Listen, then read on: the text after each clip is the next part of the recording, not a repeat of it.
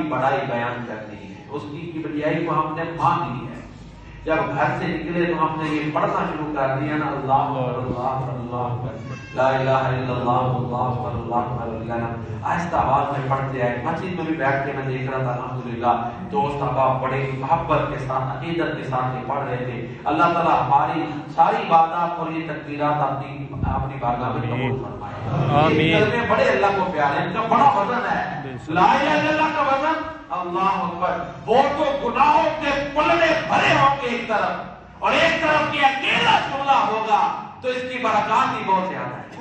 اللہ تعالیٰ کی جب ہم نے یہ کبریائیاں بیان کی تو ہم دل سے مان گئے کہ یا اللہ کبریائی تیرے لیے ہے، عظمتیں تیرے لیے ہیں، بڑائیاں تیرے لیے ہیں، ہم تیرے بندے ہیں، ہم تیری زمین پہ چل رہے ہیں، گواہیاں دے رہے ہیں، تیری مسجد میں بیٹھ کے ورد پڑھ رہے ہیں، گواہیاں دے رہے ہیں۔ اللہ اکبر اللہ اکبر، اللہ سب سے بڑا ہے، اللہ سب سے بڑا ہے، لا الہ الا اللہ، اللہ کے علاوہ کوئی عبادت کے لائق نہیں۔ اللہ اکبر اللہ اکبر، اللہ سب سے بڑا ہے، اللہ سب سے بڑا ہے، ساری تعریفیں اللہ کے لیے ہیں۔ تو ہماری یہ نماز عید ہماری بندگی کا اظہار ہے کہ اللہ ہم تیرے بندے، ہم نے تیری کبریائی مان لی، تیری بڑائی مان لی، تیرا تکبر، تیری عظمت، تیری شان ہم نے اس کو تسلیم کر لیا۔ تو یہ دو بڑے پیغامات نماز عید ہمیں دیتی ہے۔ آخری بات، فلسطین کے حوالے سے دعائیں بھی ہم کرتے ہیں۔ دوست کہتے ہیں جی کشمیر فلسطین دعائیں کرتے ہیں، دعائیں اثر نہیں کرتی، تو بعض انفرادی معاملے ہیں ان میں ہم دعائیں کرتے ہیں، اس طرح کی پلاننگ ضروری نہیں۔ جب قوموں کی باری آتی ہے نا، ملکوں کی باری آتی ہے تو دعا کے ساتھ پلاننگ اور عمل بھی ضروری ہے۔ خالی انفرادی طور پر ہم دیکھتے ہیں فلسطینی کئی مسلمان بھائی بہنیں وہ دعائیں کرتے ہیں، ان کی دعاؤں کی قبولیت کے اثرات نظر آتے ہیں، لیکن ظلم ختم نہیں ہو رہا۔ اس کے لیے ضروری ہے کہ ہم معاشی طور پر آزاد ہوں، پوری دنیا میں معیشت میں ہم آزاد ہوں۔ جب ہماری معیشت جکڑی ہوئی ہے، جب مرضی وہ کھینچ لیں گے، کیسے ہم، جب عمل ہی نہیں ہے، وہ ٹیکنالوجی میں ہم جو ہے وہ خود کفیل ہوں۔ جب انہوں نے ہمیں یہ جہاز بنا کے دینے ہیں تو انہوں نے تو کوئی نہ کوئی توڑ رکھنا ہے نا کہ یہ ہمارے اوپر اٹیک نہ کر دیں۔ جب پارٹس انہوں نے بنا کے دینے ہیں تو پھر خالی دعاؤں سے نہیں، یہ چیزیں ضروری ہیں۔ ٹیکنالوجی میں ہم پیچھے رہ گئے، ایمان والی وہ کیفیت نہیں ہے۔ ایمان، اللہ تعالیٰ فرماتے ہیں وَأَنْتُمُ الْأَعْلَوْنَ إِن كُنتُم مُؤْمِنِينَ، دعائیں کیوں نہیں قبول ہو رہی؟ اللہ کے نبی تو فرماتے ہیں تمہارا رب حیا عجیب ہے، کریم ہے، جب کوئی بندہ ہاتھ اٹھاتا ہے تو وہ کہتا ہے مجھے شرم آتی ہے میں خالی اٹھا۔ تو ہم تو قنوت نازلہ پڑھتے ہیں، دعائیں کرتے ہیں، دعاؤں کے ساتھ ساتھ عمل بھی ضروری ہے۔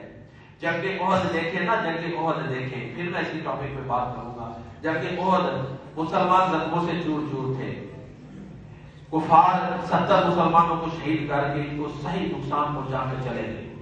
آگے جب گئے نا ہمراہ اثر جگہ مدینہ منورہ سے دور، تو ادھر ان کی ذہن میں خیال آیا وہ ہم نے ان کو شکست نہیں دی، نقصان پہنچایا، مکمل شکست نہیں دی، دوبارہ پلان بنا لیں۔ اللہ نے اپنے پیارے نبی صلی اللہ علیہ وسلم کو وحی کر کے بتا دیا۔ تو کیا کیا میرے نبی نے؟ خود بھی آپ زخموں سے چور تھے۔ اللہ جنگ احد کے موقع پر امی عائشہ صدیقہ رضی اللہ تعالیٰ عنہ نے پیارے نبی صلی اللہ علیہ وسلم کے جب زخم دیکھے نا، دانتوں سے خون بہہ رہا تھا، تو میں امی عائشہ فرماتی ہیں اللہ کے نبی کیا اس سے بھی زیادہ سخت دن کوئی آپ کی زندگی میں آیا ہے؟ اندازہ لگے کتنی تکلیف ہوگی آپ، کیونکہ امی عائشہ صدیقہ رضی اللہ تعالیٰ عنہ نے طائف والی سختی نہیں دیکھی جو میرے نبی پہ گزری، ہمارے نبی پہ گزری۔ میں میرے نبی کہتا ہوں، ایک دوست کہتے ہیں کہ آپ ہمارے کہا کریں، ہمیں بھی محبت میں شامل کریں، مجھے اچھا لگا جملہ، لیکن بعض دفعہ چوری طور پہ نکل جاتا ہے۔ ہمارے پیارے نبی صلی اللہ علیہ وسلم جی دیکھیں نا، امی عائشہ صدیقہ جنگ اور یہ وہی عہد تھی، آپ زخموں سے چور چور، چچا کہ اللہ و چچا شہید ہوئے ہیں، وہ بھی دکھ، کئی صحابہ کرام زخموں سے چور شہید ہوئے ہیں۔ اللہ تعالیٰ نے وحی کر دی کہ اب جو ہے نا تم نے ان کے پیچھے جانا ہے، خالی ادھر بیٹھ کے دعائیں نہیں کرتی، پیچھے جانا ہے۔ آپ پیچھے گئے، ہمراہ الاسد ان کے پیچھے نکلے، صحابہ میں اعلان کیا قربان جاؤں صحابہ پر، ہمارے نبی نے ان کی کیا اعلیٰ تربیت کی تھی، اللہ اکبر۔ تو کوئی صحابی اگر خود نہیں چل سکتا تھا نا تو دوسرے بھائی کا سہارا لے کے نکلا۔ ادھر ہمراہ الاسد پر جب کافر یہ پلان بنا رہے، دیکھیں اللہ کے نبی کے عمل کا، دعا کے ساتھ عمل بتا رہا ہوں، پلان بنا رہے تھے کہ دوبارہ حملہ کرنا ہے، لیکن ان کو جاسوسوں نے بتایا کہ مسلمان تو تمہیں مارنے کے لیے آ رہے ہیں۔ ایک پلان تھا دشمن کو بڑھانے کا۔ ادھر دعائیں نہیں کی، آپ زخموں سے چور چور، صحابہ کرام بھی زخموں سے چور، لیکن جب پیچھے نکلے تو دشمن ڈر گئے کہ وہ تو بدلہ لینے آ رہے ہیں، تو وہاں سے وہ بھاگ کے دوبارہ حملہ نہیں کر پائے۔ اللہ کے نبی نے وہاں بیٹھ کے خالی دعائیں نہیں کی، عمل کیا ہے، 27 جنگوں میں خود نکلے ہیں۔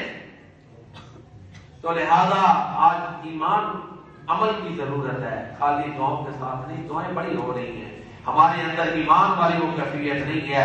ہمارے کتنے ملکوں میں سودی نظام ہے، کتنے اتفاق ہیں، جب کھانا درست نہیں تو دعائیں کیسے قبول ہونی ہیں؟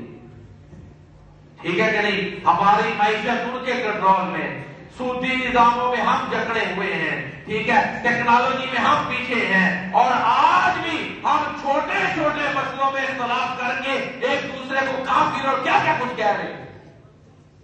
دیکھ لیں کیا کیا کچھ آپ میڈیا میں دیکھ لیں، تو وقت کے تقاضوں کو نہیں سمجھ رہے ہیں ہم، شرازہ بکھرا ہوا ہے۔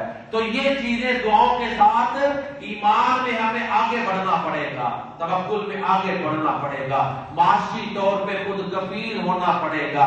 ٹیکنالوجی میں بڑی، ہمارے مسلمانوں میں بڑی ذہانت ہے، صرف منصوبہ بندی کی ضرورت ہے، ٹیکنالوجی میں خود کفیل ہونا پڑے گا، اور خدا نہ یہ چھوٹے چھوٹے اختلافی